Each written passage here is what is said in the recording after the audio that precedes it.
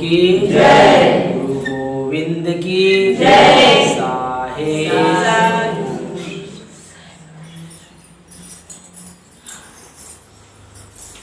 आप लोगों का आज पूर्णिमा आ गया। एक पक्ष से आप लोग सत्संग कर रहे थे नवरात्रि का, और आज पूनम भी हो गया। समय चला ही जाता है, समय ठहरता। परिस्थिति कैसा भी मनुष्य के जीवन में होता है, लेकिन वह निकल जाता है। तो आप लोग बड़ा ही हृदय में प्रेम और श्रद्धा रख करके ये 15 दिन का सत्संग आप लोग संपन्न किया। इसके लिए बहुत बहुत धन्यवाद है आप लोगों का। और सबसे बड़ी बात है कि ये बीजक का पाठ हो रहे थे।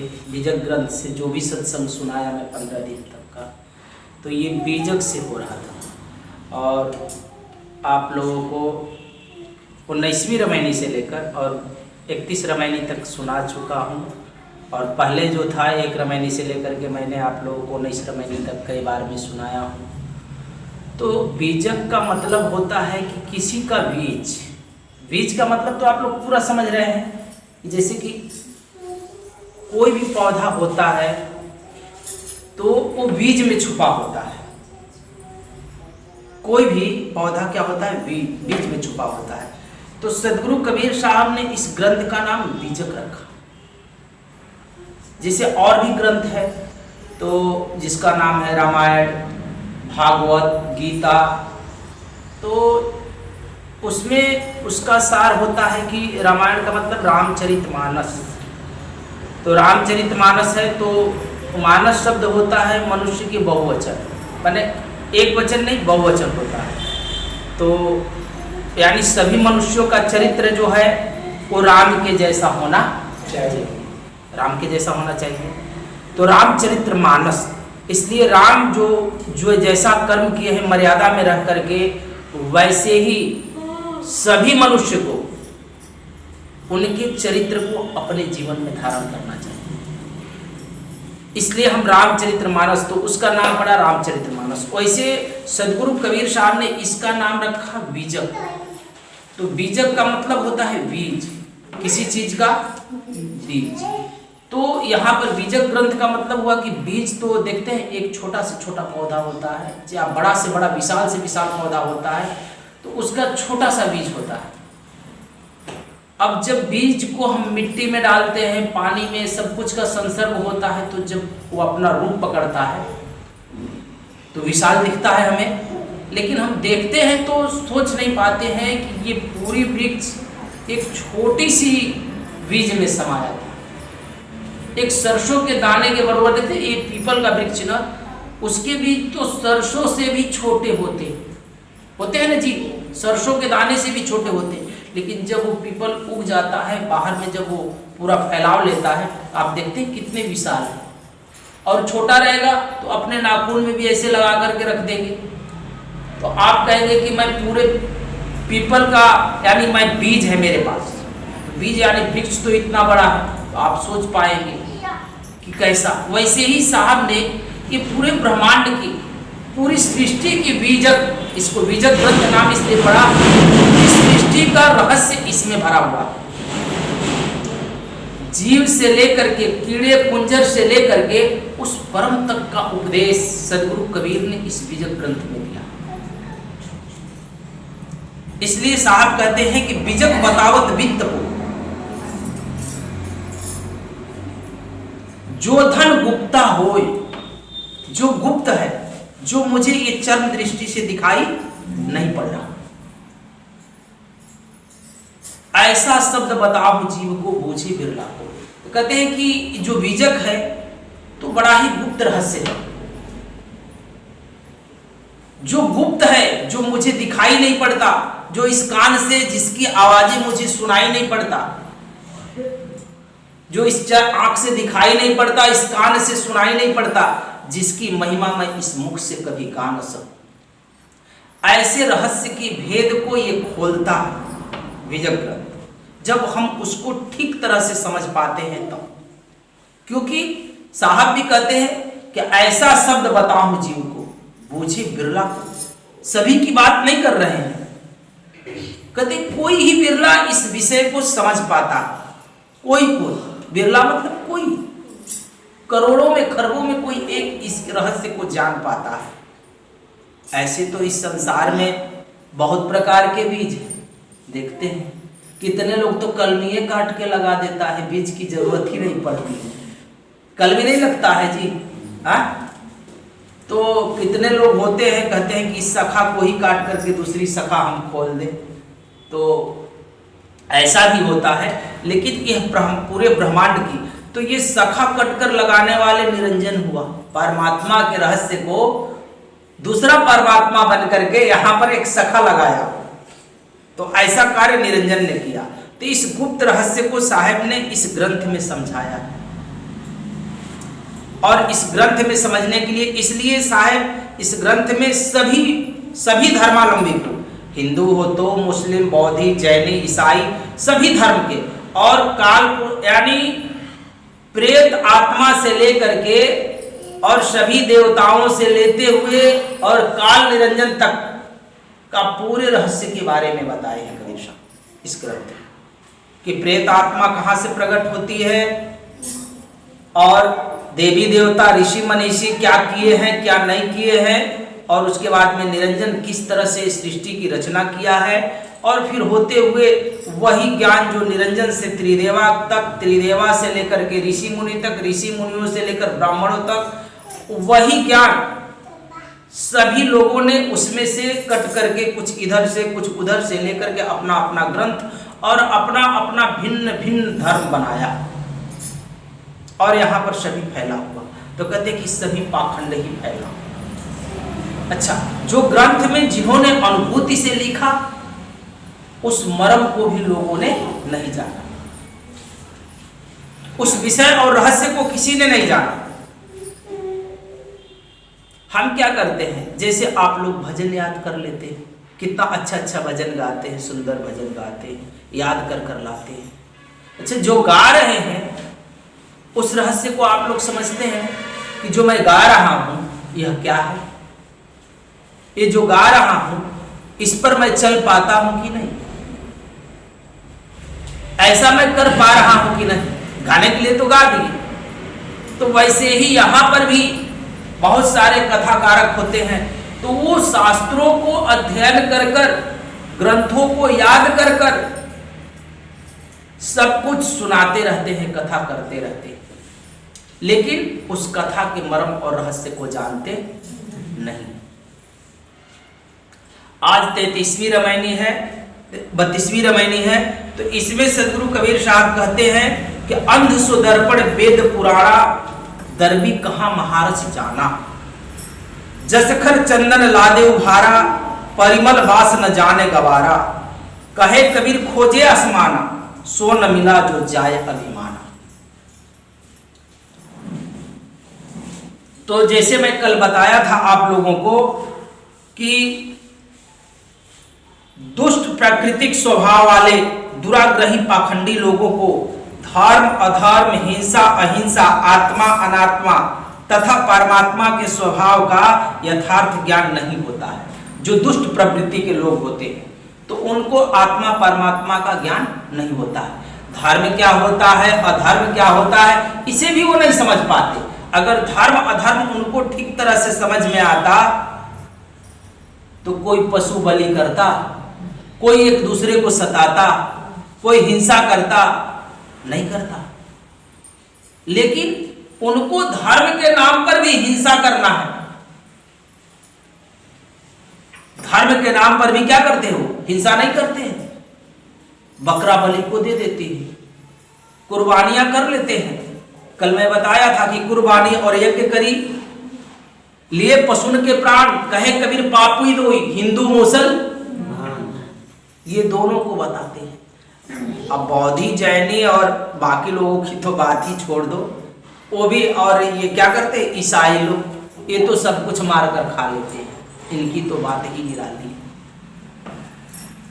तो यहां साहब कहते हैं कि इसीलिए कहते हैं कि इनको यथार्थ ज्ञान आत्मा अनात्मा का परिचय नहीं होता है। और उसी बात को सदगुरु कबीर साहब इस रामायणी में भी दृष्टांत द्वारा समझाते हैं कि अज्ञानी दुष्ट पाखंडियों के लिए वेद और पुराण धर्म ग्रंथ अंधे मनुष्य के हाथ में दिए हुए दर्पण के समान है। कहते हैं कि ये जो अज्ञानी मनुष्य लोग हैं तो इनके जो वेद शास्त्र हैं, वेद हैं, पुराण हैं, तो किसी अंधे मनुष्य को आईना दे वो दिखने के लिए तो वो अपना शकल देख पाएगा? अंधा मनुष्य नहीं देख पाएगा आईने में। वैसे ही एक ज्ञानहीन व्यक्ति उस विद्या को तो पढ़ लेते हैं। इसीलिए मैं कई बार कहता हूं कि विद्वान होना दूसरी बात है, कि विद्या अध्ययन कर कर तुम विद्वान हो गए, लेकिन ज्ञानी होना दूसरी बात। ज्ञानी होने के लिए विद्या की आवश्यकता नहीं पड़ती। विद्या आवश्यकता पड़ती है बाहर का ज्ञान पाने के लिए, लेकिन ज्ञानी होने के लिए आत्मज्ञान की आवश्यकता पड़ती है, हृदय की शुद्धिकरण की आवश्यकता पड़ती है, सरल और सहज होने की आवश्यकता पड़ती है। उसके लिए कोई धर्म शास्त्र पढ़ने की जरूरत नहीं पड़ता। साहब कहते हैं कि कब सवरी ने तीर्थ गई थी, कहां पढ़ी थी गीता, राम भजा सो जीता, जग में राम भजा सो जीता। तो बहुत सारे शास्त्र को पढ़ करके पढ़ने के बाद भी व्यक्ति को उसका रहस्य का पता नहीं चलता है, क्योंकि जब तक जीवन में प्रैक्टिकल नहीं है तब तक थ्योरी करने से कोई मतलब नहीं है, क्योंकि वो अनुभव से वह व्यक्ति नहीं गुजरता। इसलिए उसके जीवन में प्रैक्टिकली ऐसा होना चाहिए। इसलिए साहब कहते हैं कि अंधे को हाथ में अगर आईना दे दिया जाए तो वो कभी अपने शकल के जो काले पीले लगे हैं उस आईने को देख करके साफ कर पाएगा? मुंह में काला पीला लग गया, किसी ने कहा कि तुम्हारे मुंह में काला पीला लगा, आईने में जाकर साफ कर लो, तो अंधे को तो आईने के सामने खड़ा होने पर भी नहीं दिखाई पड़ रहा। वही हालात इस धर्म शास्त्र के उपदेशकों को हो गया। आज जितने भी धर्म की चर्चा करने वाले गुरु घूम रहे हैं तो खुद क्या कर रहे हैं, चाहे हिंदू के हो या मुसलमान के हो, बौद्धी हो या ईसाई हो, सभी की हालात ऐसी ही हो गई। अब साहब आगे कहते हैं, उसी प्रकार जिस प्रकार से वो मुख अपना नहीं देख पाता है, ठीक उसी प्रकार से जिसमें सत्यासत्य विवेकपना बुद्धि स्वयं नहीं है, वह केवल शब्दार्थ को ही जान सकता है। केवल क्या कर सकता है, उसमें जो लिखा है उसे वो पढ़ सकता है, उसके मर्म को नहीं जान सकता। अब आप लोग ऐसा समझिए कि आप सभी लोग खाना बनाने जानते हैं। एक रानी बिटिया गई कॉलेज में, कभी खाना बनाने नहीं गई। अब रानी बिटिया जो होती है ना, तो कॉलेज में कही कि हम सब कुछ किताब में पढ़ लिए हैं कि पकवान कैसे बनता है। उसने पाक शास्त्र का अध्ययन कर लिया और खूब अच्छी तरह से समझ लीजिए कि वो खूब याद कर लिया। और एक बार उसकी माँ चली गई घर छोड़ करके कि भाई मुझे जाना है, जरा बेटी बना दे रहा है। बोले कि हमको सब याद है। और किचन में गई और पाक शास्त्र को बोलने लगी, तो खाना बनकर तैयार हुआ कि नहीं? खाना बनकर तैयार नहीं होगा, क्योंकि उसके जीवन में प्रैक्टिकल नहीं। प्रैक्टिकल तो माता के संगे रह करके किचन में वो पाक शास्त्र का अध्ययन करना पड़ेगा। तो वो तो सिर्फ पढ़ ली, स्वाध्ययन कभी किया नहीं। अध्ययन किया यानी शास्त्रों से पढ़ लिया, लेकिन प्रैक्टिकल कभी स्वाध्ययन नहीं किया, उसका प्रयोग कभी इसने किया नहीं। इसलिए जीवन में सिर्फ पढ़ना ही नहीं है। पढ़ना तो जरूरी है, पढ़ना चाहिए। इसका मतलब नहीं कि मैं कह दिया कि पढ़ने की आवश्यकता नहीं तो पढ़ाई लिखाई छोड़ करके घर पर बैठ जाना, ऐसा कभी नहीं करना, क्योंकि शिक्षित होना बहुत जरूरी है। तो शिक्षा के साथ साथ जो हम ग्रंथ का अध्ययन करते हैं उसके साथ साथ उसकी प्रैक्टिकल भी होना चाहिए। देखते हैं आजकल यूनिवर्सिटी खुला है, जो डॉक्टरी पढ़ता है उसका भी प्रैक्टिकल कराया जाता है। विज्ञान जो साइंस पढ़ता है उसके लिए साइंस। साइंस जो पढ़ रहा है उसके लिए भी साइंटिस्ट लोग बनता है, उसका भी प्रयोग करता है अपने प्रयोगशाला में, उसके लिए भी उसे सीखना पड़ता है।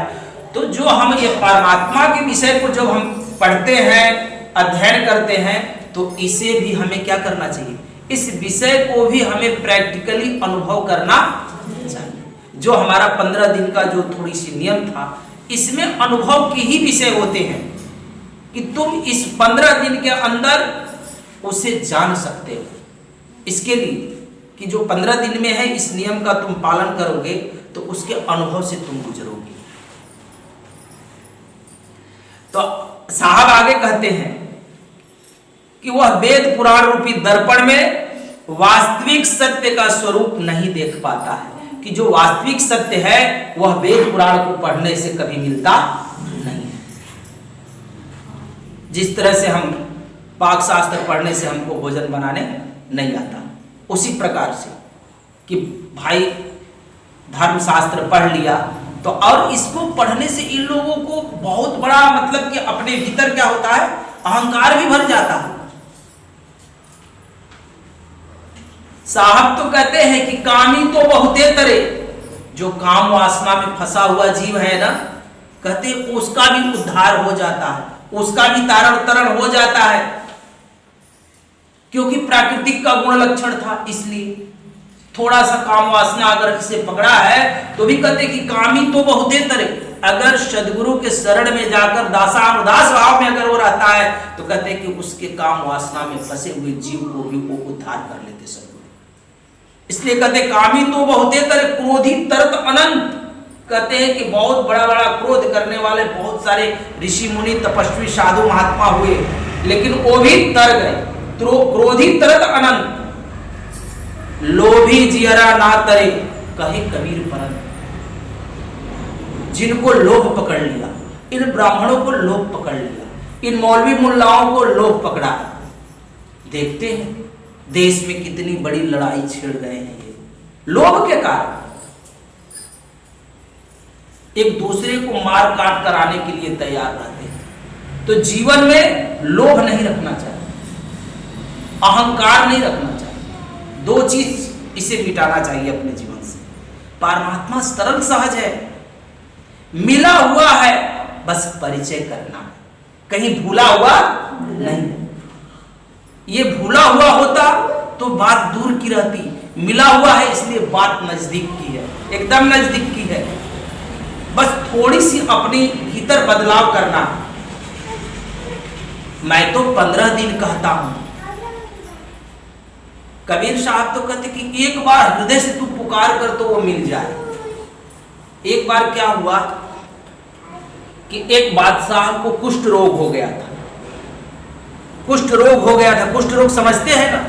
अब कुष्ठ रोग से बड़ा ही पीड़ित था, कोढ़ हो गया था उसको, पैर हाथ में सब। तो बहुत ही उपचार किया उसने, हकीम वैद्यों से उपचार किया, राजा था। बहुत उपचार करने के बाद उसके कुष्ठ रोग नहीं ठीक हुए, बहुत उपचार करने के बाद। तो किसी ने बताया कि भाई आप काशी में चले जाइए, अगर कोई हकीम दवा देने से ठीक नहीं होता है तो किसी साधु संतों के पास जाइए। तो वो सोचा कि भाई साधु संत हमारा क्यों ठीक करेगा, तो प्रलोभन बस कहा कि कुछ मोहर ले लिया, यानी हीरे जवाहरात ले लिया अपने थैली में और काशी में चला आया। जिस बादशाह को ये कोढ़ हुआ था वो क्या किया, काशी में पहुंचाया, और काशी में पहुंच करके ऐसे ही रोडों पर सड़कों पर कि भाई साधु महात्मा कहाँ रहते हैं, हमें तो अपना कुष्ठ रोग ठीक कराना है, अगर जो मेरा कुष्ठ रोग ठीक कर देगा तो मेरे थैली में जितने भी मोहरे हैं, हीरे जवाहरात हैं, सब उसको मैं दे दूंगा, सभी दे दूंगा। ऐसे ही कहते हुए जा रहा था, किसी ने कहा कि यहां तो संत रहते ही हैं देखिए, और ऐसे ही करते करते कुछ बच्चे गुल्ली डंडा खेल रहे थे वहां पर, और उस गुल्ली डंडे में कमाल साहब भी गुल्ली डंडा खेल रहे थे। अब वही कहते हुए तक वो अपना रोग रहा, गिड़गिड़ा रहा है कुष्ठ रोग से और लगड़ते जा रहा है। तो कमाल साहब ने उसकी तरफ देखा, दौड़ कर गया, कहा कि क्या बात है महाराज? कहता है कि कुष्ठ रोग मुझे हो गया है बेटा, कोई संत महात्मा हो तो अगर मेरा ये कुष्ठ रोग ठीक कर देगा तो मैं ये सारा मोहरे उसको मैं दे दूंगा। कहा कि मोहरे की बात छोड़ो, तुम्हारा कुष्ठ रोग तो मैं 1 मिनट में भगवान का, परमात्मा का नाम लोगे और ठीक हो जाएगा। कहा कि मैं तो कितना बार ना नाम लेता हूं। कहे कि ऐसे नहीं, चल गंगा घाट। गंगा घाट पर लेकर गए और कहा कि चल डुबकी लगा करके तुम 3 बार राम राम बोल। कितना बार? 3 बार राम राम बोलना, तुम्हारा कुष्ठ रोग ठीक हो जाएगा। कहा कि ठीक है। तो ये नाम दबा करके अपना डुबकी लगाता था, कहता था राम राम राम राम, फिर अपने कोढ़ की तरफ ताकता था, कहता था कि नहीं ठीक हुआ। अरे तू कैसे बोल रहा है, तुझे बोलने नहीं आ रहा है, ठीक से बोल। फिर डुबकी लगाता था, फिर राम राम कहता था, नहीं निकलना। ये 5-6 बार ये किया। कहा करने के लिए कमाल साहब कि तू कर तो मोहरे दे मुझे। मोहरे ले लिए पहले ही, कहे कि दे मुझे, मैं ठीक बोलता हूं कि तू ठीक से नहीं बोल रहा, तुझे बोलने नहीं आ रहा। तो ये बार बार ऐसे ही कर 2-3 बार किया। कमाल साहब ने अपना क्या किया कि उस गुल्ली डंडा जो खेलता था वो डंडे को लिया था, एक डंडा उसके कपार पर जोर से मारा गया और बहुत जल्दी से। अब डर के मारे वो अंदर से उसके राम आया, कहा राम राम। देखा तो एकदम चंगा हो गया। अब यह बातें जा करके उन्होंने शाम को पहुंचते घर पर कबीर साहब आते हैं, कहीं गए रहते हैं तो सुनाते हैं कि बाबा मैं आज एक राजा का कुष्ठ रोग मैंने ठीक किया। उसको बोला 3 बार राम राम का। इस बात पर कबीर साहब नाराज हो जाते हैं उससे। कहा कि तू 3 बार बोल दिया राम राम कहने के लिए, 3 बार बोलने पर ठीक होता है? अरे तुम कैसा शिष्य है, तू पूरा नाम मेरा मिट्टी में मिला देगा। ये तो एक बार हृदय से बोल देने से होता है, तुम तो कई बार न सुमिरन करते हो। तुम अगर एक बार अपने जीवन में हृदय से भी उसकी पुकार कर दो तो मैं कहता हूं तुम्हारे पास वो आकर खड़ा हो जाए। लेकिन तुम्हें पुकारने नहीं आता, इसलिए नहीं आता कि तुम खुद समर्थ हो। हम कमाते हैं, हम खाते हैं, हम अपना पहनते हैं, अपना वो भगवान से क्या लेना देना, परमात्मा से कि हृदय में बैठा के रहो। हमें एक बार भी, वो एक बार नाम आने के लिए मैं कई बार नाम की पुकार करता हूं कि अब भी तो मेरे हृदय में आ जाए। सिर्फ एक बार उसकी अनुभव के लिए मैं घंटों घंटा ध्यान पर बैठता हूं।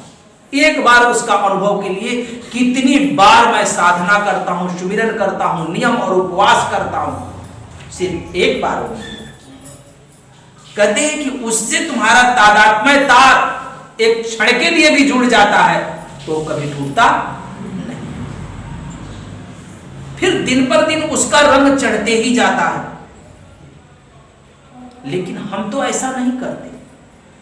हम तो शास्त्र पढ़ लेंगे, हम तो सारा गीता भागवत याद कर लेंगे, पूरे रामायण का चौपाई याद कर लेंगे। ज्यादा कोई कुछ बोलेगा तो कहेंगे कि देख ले फलाने पेज में, फलाने नंबर में बाल कांड है कि उत्तराकांड है कि दक्षिणाकांड, सारे कांड याद करके रखते हैं। श्लोक नंबर कितना है ये भी याद करके रखते हैं। चौपाई नंबर कितना संख्या है ये भी उनको याद है। लेकिन अभी तक वो उनके हृदय में आया। इसलिए साहब कहते हैं कि अंध सुदर्पण वेद पुराण। इन अंधों का आईना क्या है तो वेद पुराण। लेकिन अंधे होने के कारण तुझे इस वेद पुराण में उस परमात्मा का रहस्य तो नहीं मिलेगा, क्योंकि तुम विवेकहीन हो। इसलिए सदगुरु कबीर साहब ने कहते हैं कि ऊपर को दोनों गई, ये की गई हेरा। ऊपर की दोनों गई, ये की गई हेरा। कहे कबीर जिनकी चारों फूटी उनकी कौन हवा। ऊपर से तो इन आंखों से तुम्हें दिखाई नहीं पड़ता, धर्म अधर्म सभी करते हो, ईश्वर और परमात्मा खुदा के नाम पर तुम बलि और हिंसा करते हो, कुर्बानियां करते हो। इन मौलवी और पंडितों को क्या कहना, पूरे देश को बर्बाद कर दिया। इसलिए कहते हैं कि ऊपर की दोनों गई, जिनकी ये दोनों आंखों से नहीं समझ में आ रहा कि यहां पर जब गला काटते हैं तो रुधिर की नदी बहती, खून की नदी बहती,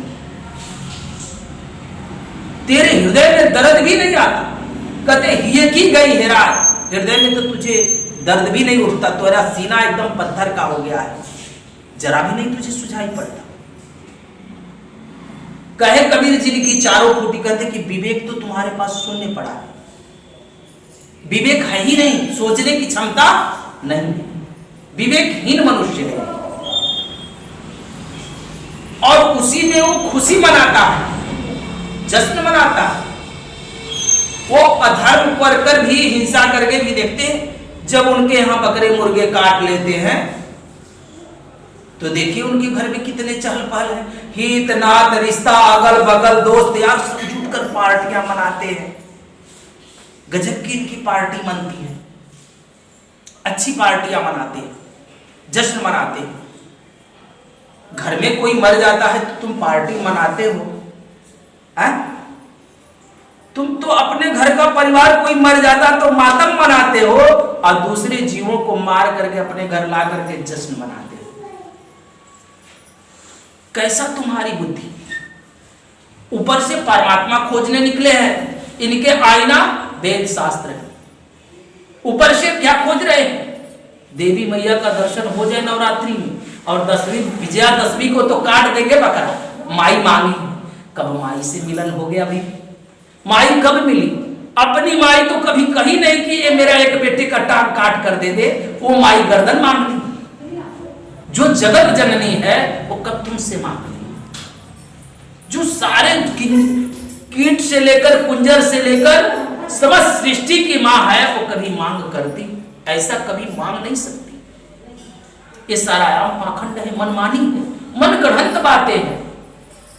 और इन मन ग्रंथों को मानने वाले जिह्वा के लंपट स्वादी लोग, मांसाहार व्यक्ति इसको स्वीकार करते हैं। कौन स्वीकार करता है? जिनका जीभ स्वादी है, मांस खाने के लिए आदि बन गया, वही स्वीकार करता, दूसरा नहीं।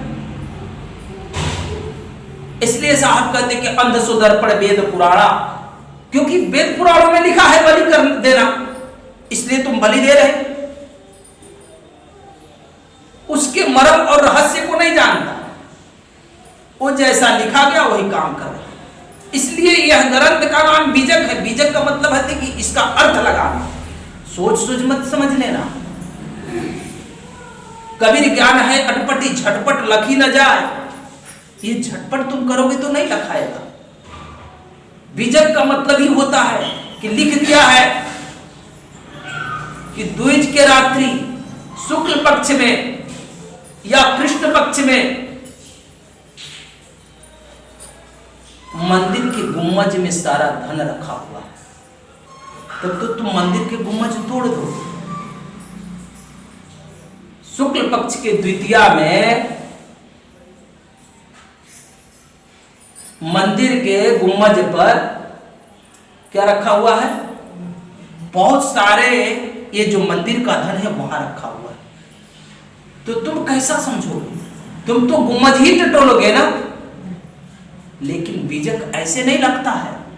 बीजक लगाने वाले जो लोग होते हैं वो उस शुक्ल पक्ष की द्वितीया रात्रि को और कै घड़ी गया अजोरिया, उस हिसाब से घड़ी और बेला देख करके जहां उसकी परछाई जाती है वहां खोद करके वो धन निकाल लेते। तुम तो मंदिर के गुम्मजे तोड़ते रह जाओगे। वैसे ही रहस्यमय बातें सभी ग्रंथों में भरा पड़ा है। इसलिए सदगुरु कबीर ने इसका नाम बीजक रखा। उस छाया को उस घड़ी उस समय बेला में जहां पड़ा वो छाया उस स्थान को खोदेगा, वहां मिलेगा वो धन। वैसे ही इसका नाम बीजक है। इसके रहस्य को तुम्हें समझना पड़ेगा, इसका अर्थ लगाना पड़ेगा, इसके लिए सुमिरन ध्यान करना पड़ेगा, इसे जानना पड़ेगा।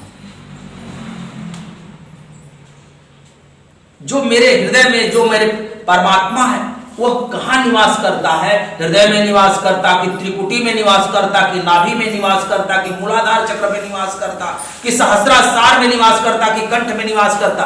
खोजने वाले मनीषियों ने इसी में खोजा है, जहां उसकी भनक भी नहीं। इसलिए साहब भी कहते हैं, योगी काया खोज भुलाने, काया आगे पद निर्वाणे। योगी योग साधना करें, भव सागर से नहीं तरह। हम बहुत पहले भी कई बार बता चुका हूं कि ये सब करने से हमारे चित्त की एकाग्रता और मन की स्थिरता और मेरी शुद्धिकरण होती है। परमात्मा नहीं मिलता, परमात्मा तो गुरु कृपा से ही लगता, इसकी प्राप्ति होती है। वो तो उसके लिए उसकी कृपा की बहुत बड़ी आवश्यकता पड़ती है सदगुरु की। हम अपने नियम में जो नियम दिया उसका पालन करना, ये तो उसका सूत्र रहा कि ऐसा नियम दिए तो ये नियम लगाओगे तो ये चीज प्राप्ति हो जाएगी। तो हम उसके कहे अनुसार चले तब वो प्राप्त होगा। इसलिए साहब कहते हैं कि दरबी कहां महारस जाना। देखते हैं सभी पकवानों को कलछुल क्या करता है, सभी पकवानों को छू लेता है, नहीं चलाते हैं, उसी में पड़ा भी रहता है। अब उसका नमक का स्वाद वो बताता है कि कितना नमक है, कितना तीखा है, कितना मीठा है, सारे स्वादों का और रहस्य को बताता है। वो तो बताता ही नहीं, लेकिन रहता है उसी में डूबा हुआ। बिना उसके तो व्यंजन बनता ही नहीं है। बिना पंडित के सारी कथा कोई कहता ही नहीं है, उसी में डूबा रहता है, लेकिन इसके स्वाद की उनको भनक पड़ती नहीं।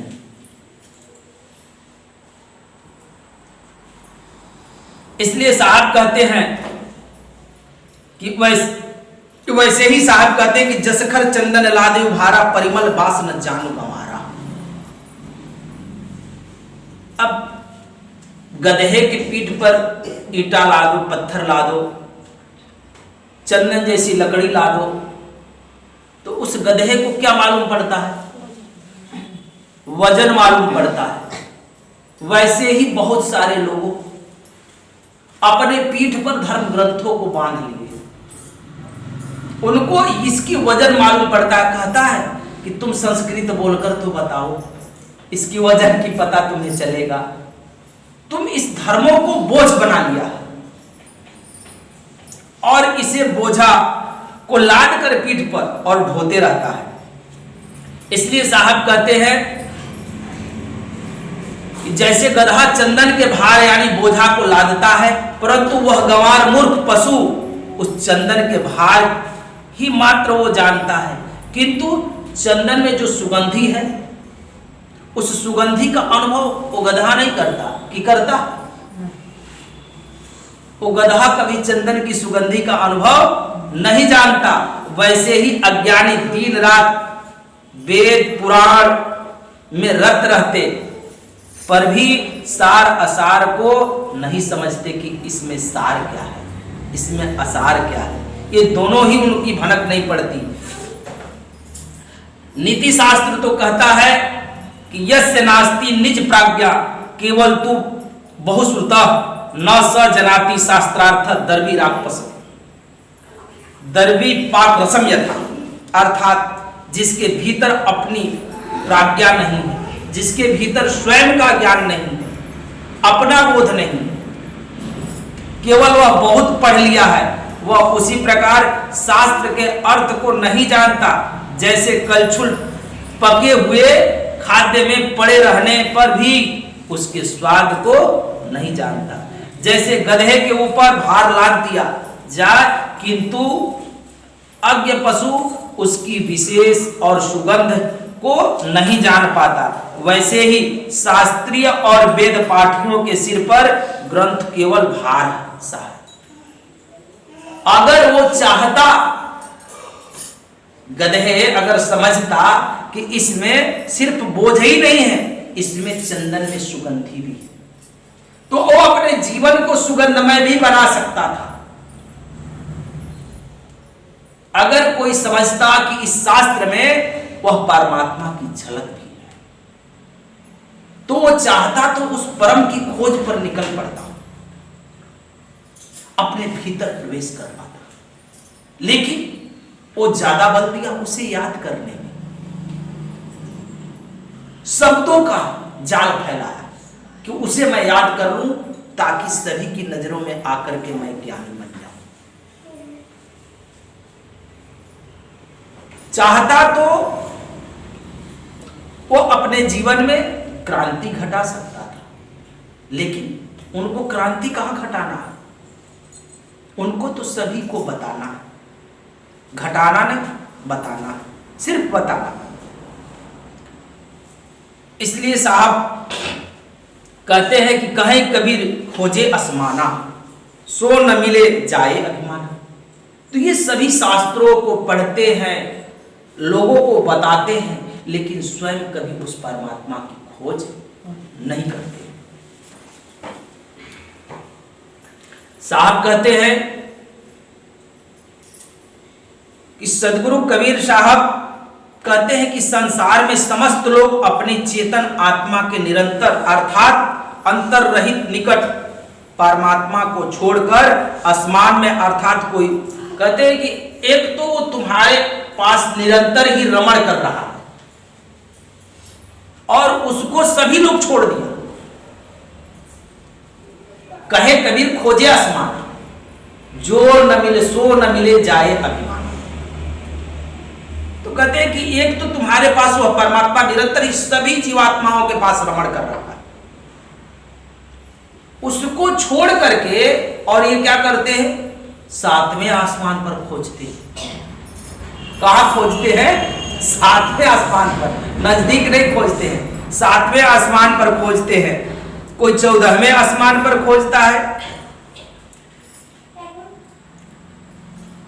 कोई स्वर्ग में, कोई वैकुंठ, कोई गौलोक, कोई साकेत लोक, तो कोई साकेत अनादि अनेक लोकों में, और कोई काया के अंदर हृदय, कहते हैं कि कोई काया के अंदर हृदय में खोजता है कि हृदय में परमात्मा है, और कोई त्रिकुटी में खोजता है, त्रिकुटी, तीसरा नेत्र होता त्रिकुटी। ऐसे त्रिकुटी दूसरी विषय को कहा जाता है। और कोई सहस्त्रासार से लेकर चोटी यानी शिखर तक के नीचे तक आदि स्थानों में परमात्मा को खोजते फिरता है। कहते हैं कि कोई तो यहां सहस्त्रासार से लेकर के और अन्य अन्य स्थानों में खोजते रहता है, इस काया में ही खोजता है, और कोई बाहर खोज रहा है आसमान में। बड़ी मुश्किल विषय है। परमात्मा बड़ा अनूठा है, तुम समझ नहीं पाओगे। है बहुत नजदीक लेकिन है बहुत दूर। अब कोई आपको कहता है, कोई व्यक्ति पूछे कि यहां से स्टेशन कितना दूर है, तो आप कहते हो कि पास से पास है और दूर से दूर है। कहने का मतलब आपका क्या है? अगर आप स्टेशन बताते हो कि पास से पास है और दूर से दूर है, तो आप क्या कह रहे हो? पास बता रहे हो कि दूर बता रहे हो? बता क्या रहे हो? परमात्मा भी ठीक वैसा ही है, तुम्हारे अति निकट है, नहीं तो तुमसे बहुत दूर है। अगर मनुष्य का अहंकार गिर गया है तो परमात्मा तुम्हारे अति निकट है, लेकिन अहंकार भरा पड़ा है। शास्त्रों का अहंकार, साधुता का अहंकार, धन का अहंकार, पद का अहंकार, परिवार का अहंकार, देश का अहंकार है, धर्म का अहंकार, जाति का अहंकार अगर भरा पड़ा है तो परमात्मा तुमसे बहुत दूर है। जरा भी अहम भाव को वो स्वीकार नहीं करता। जहां अहंकार गिरा कि परमात्मा तुम्हारे पास हाजिर ही है, तुम्हारे पास, तुमसे दूर ही नहीं। इसलिए साहब कहते हैं कि ये सभी खोजते फिरते, परंतु वह असली महाचेतन सत्य पुरुष परमात्मा इनको उन लोकों में नहीं मिला। सो न मिले जाए अभिमाना, वह नहीं मिला कि ताकि इनका अहंकार मिट जाए। अगर वह मिल जाता तो तुम्हारा अहंकार मिट जाता। उसके नहीं मिलने के कारण ही इनका अहंकार नहीं मिटा। कि जिससे इनका उक्त लोकों तथा अनेक सिद्धांतों को सत्य मानने का असत्य पक्षपात रूप अभिमान चला जाता, अर्थात दूर हो जाता। उन लोगों को यह ऐसा तत्व ज्ञानी भेदी सद्गुरु नहीं मिला कि जिससे उनको चेतन आत्मा तथा महाचेतन सत्य पुरुष परमात्मा का सत्य यथार्थ ज्ञान प्राप्त हो जाता। कहते हैं कि उनको कभी ऐसा कोई नहीं मिला, कोई सद्गुरु नहीं मिला कि जिससे मिलने से उनको आत्मा तथा परमात्मा का सत्य यथार्थ ज्ञान उनको प्राप्त हो जाता। जो मिला, जैसा बताया वैसा उन लोगों ने खोज किया और जो खोजा वो मिला उनको। तुम भी जो खोजते हो वही तुमको मिलता है। तुम यहाँ आते हो, सोचते हो एक नींद मार लेंगे, बैठे बैठे तो मार लेते है कि नहीं। तुम यहाँ सत्संग सुनने की कोशिश करोगे तो सुन पाओगे, तुम नहीं सुनने की कोशिश करोगे तो यहाँ बैठे बैठे अपनी दुनिया में खो जाओगे। कुछ सुनोगे, कुछ नहीं सुनोगे, पूरी तरह से सुन भी ना पाओगे। तो जो तुम खोजते हो वही पाते हो। इसलिए कहते हैं कि उनके जीवन में कोई ऐसा गुरु नहीं मिला ताकि उनको आत्मा तथा परमात्मा का ज्ञान खोज पाए। और साहब कहते हैं कि सत्य पुरुष परमात्मा का सत्य यथार्थ ज्ञान प्राप्त हो जाता और देहा अभिमान दूर हो जाता। अतः ये असली महाचेतन सत्य पुरुष परमात्मा तो चेतन आत्मा के केंद्र मूल स्थान के ऊपर स्थित विराजमान है। वह बताते हैं कि जो सत्य पुरुष परमात्मा है, तो कहते हैं कि तुम्हारी चेतन आत्मा के ऊपर मूल स्थान पर सदा विराजमान है। तो सबसे बड़ी बात है कि हम अपनी चेतन आत्मा को ही नहीं जान पाते। जब चेतन आत्मा को जानोगे तब जाकर परमात्मा को तुम जानोगे।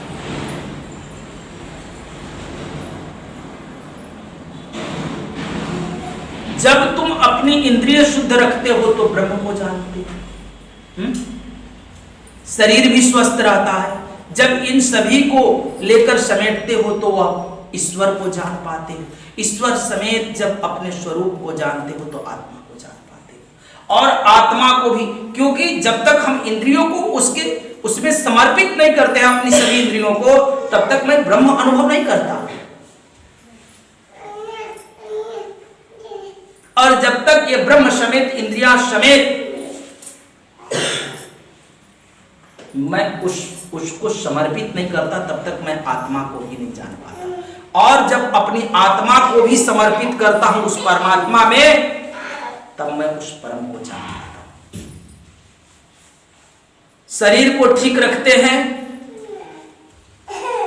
तब हमारी इंद्रियां शुद्ध होती है। और जब इंद्रियों को अपने कंट्रोल में करने लगते हैं तब ब्रह्म में लीन होते हैं। और जब ब्रह्म में लीन होते हैं तब ईश्वर की अनुभव होती है। और ईश्वर समेत स्वयं में जब गोता लगाते हैं तब वह आत्मा को समझ पाते हैं। ईश्वर समेत अपनी ब्रह्म शक्ति को आत्मा को समर्पित करना पड़ता है। जिस तरह से अपने शरीर को इंद्रियों को समर्पित करना पड़ता है कि मैं इसे शुद्ध करूंगा अपने साथ। और जब तक हम समर्पित नहीं करते हैं तब तक वह परमात्मा का अनुभव नहीं कर पाते। इसलिए व्यक्ति को बड़ा ही सरल सहज बन करके ही जीवन जीना पड़ता है कि किस तरह से चलना है। तो किसी सद्गुरु के निकट जाने के बाद ही तब हम चल पाते हैं। हम तो लंपट हो चुके हैं और संसार परमात्मा दीदार के लिए बड़ी सरल और सहज है। एक बात याद रखना, जो बताया जाता है कि संसार बहुत बड़ा, संसार से बड़ा कोई गृहस्थ आश्रम नहीं, तो इसमें एक बहुत बड़ा रहस्य छुपा हुआ है जो तुम्हें पता नहीं। यह बात सही है, लेकिन तुम कहां संसारिक भी नहीं बन पाए। ठीक से संसारी बनो तो, और अपना घर संसारिक आश्रम तो बनाओ तब न। आश्रम का मतलब ये होता है छोड़ो कि घर में उठपटांगा चलना, परिवार में उठपटांगा चलना।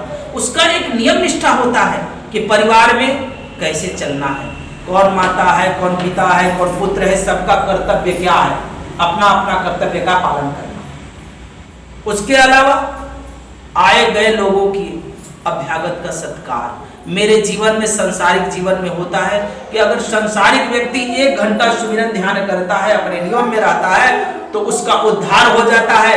लेकिन एक सन्यासी अगर 20 घंटा भी ध्यान करता हो तो भी उसका उद्धार नहीं होता,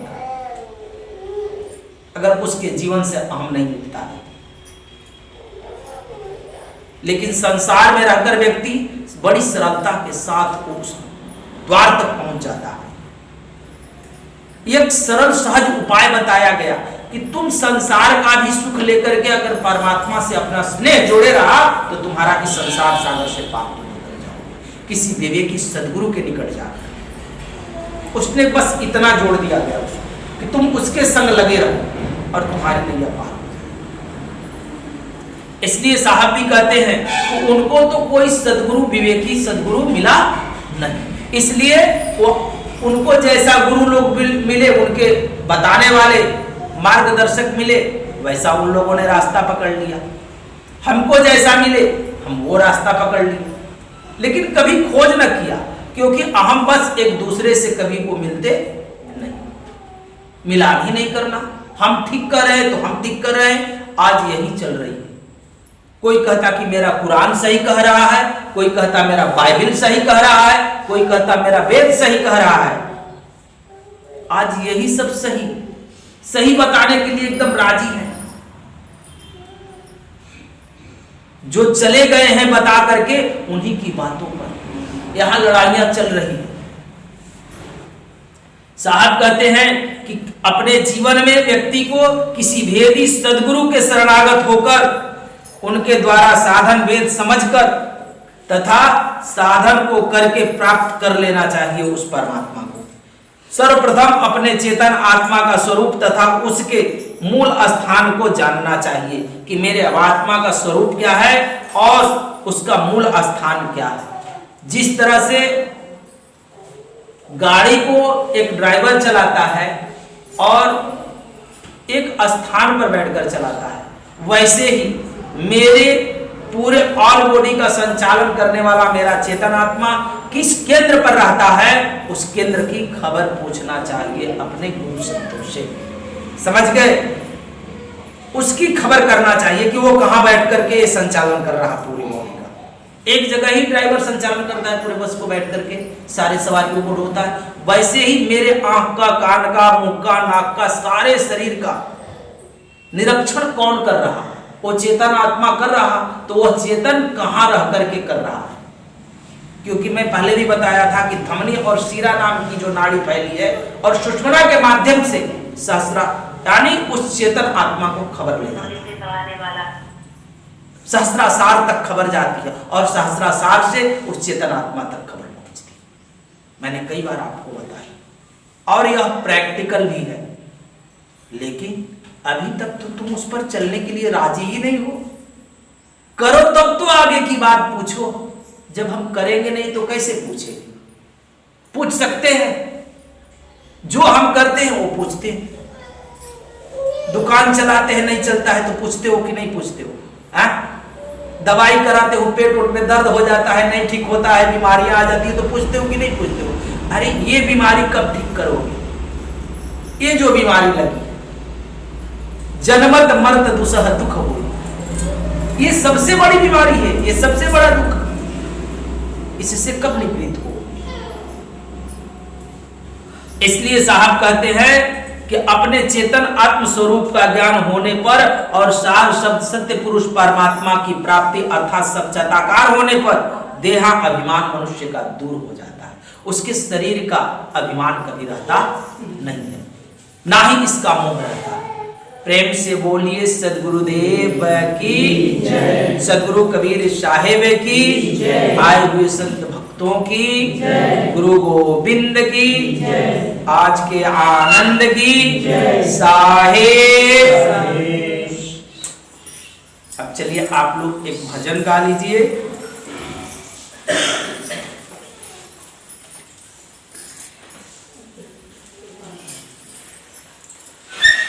साहिब मेरे रहते जैसे फूलों में सुगंध है, साहिब मेरे रहते जैसे फूलों में सुगंध है। जिनके घट में प्रगट होते होता ही आनंद है, जिनके घट में प्रगट होते होता ही आनंद है।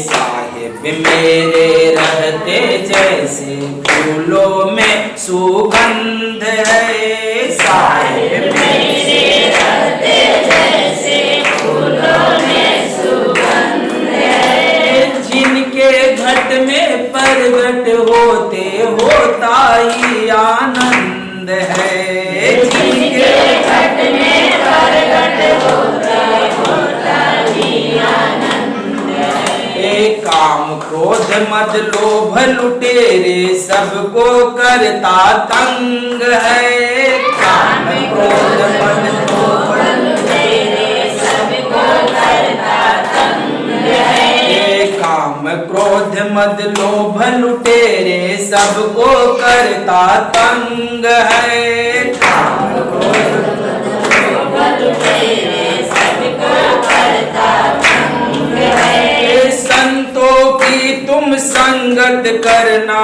मिला तुझे सत्संग है, संतों की तुम संगत करना मिला तुझे सत्संग है। संतों की तुम संगत करने मिला तुझे सत्संग है, संतों की तुम संगत करने मिला तुझे सत्संग है। साहिब मेरे रहते जैसे फूलों में सुगंध है, साहिब मेरे रहते जैसे फूलों में सुगंध है। जिनके घट में प्रगट होते होता ही आनंद है, जिनके घट में प्रगट होते होता ही आनंद है। देवी देवता पितर पाथर यही भरम का फंद है, देवी देवता पितर पाथर यही भरम का फंद है। देवी देवता पितर पाथर यही भरम का फंद है, देवी देवता पितर पाथर यही भरम का फंद है। सत्य नाम का भजन करो तुम मिला तुझे सत्संग है, सत्य नाम का भजन करो तुम मिला तुझे सत्संग है। सत्य नाम का रटन करो तुम ये तो जीवन चंद है, सत्य नाम का रटन करो तुम ये तो जीवन चंद है। राम नाम का रटन करो तुम ये तो जीवन चंद है, राम नाम का रटन करो तुम ये तो जीवन चंद है।